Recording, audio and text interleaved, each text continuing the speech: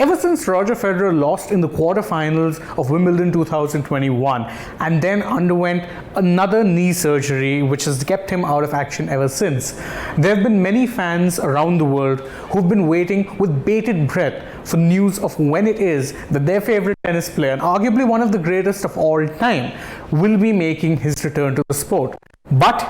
if recent quotes are anything to go by, there is indeed a possibility that we could be seeing the last of the Roger Federer era, because the great man is apparently thinking about the dreaded R word, and that is retirement. Now, in many ways, that's not really that much of a surprise. After all, Federer is past the age of 40 now, and the knee surgery that he underwent after Wimbledon 2021 was his third knee surgery in 18 months. It's fair to say that even if he is able to make a competitive comeback, he's not exactly going to be a spring chicken, both because of his age and also due to the fact that the surgeries will clearly take away some of his physicality. Nevertheless, there would be many fans who would bemoan the end of what has been a very fruitful era in the world of tennis, and in fact the starting of the end of what many of us would call the Big Three era. So what is it that Roger Federer has said, and why is it that fans of his are suddenly beginning to contemplate a life without the great man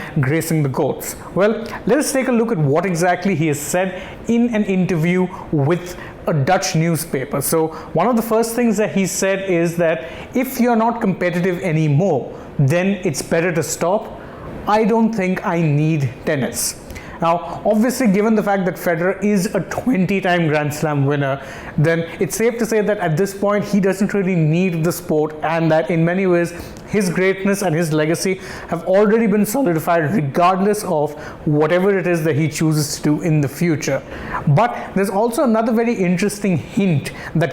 which comes in the form of another quote in this very same interview, where he said that I am happy with the little things in life, like when my son does something right and when my daughter comes home with a good grade. Now, it's again a well-known fact that Federer is something of a family man, and now that he has two sets of twins, obviously that family time has become all the more important to him. He does also mention that not being able to or not having to travel as much as he has in recent years and getting to spend more time with his family and staying in one place, which he said was something that they were able to do thanks in large to the COVID pandemic anyway,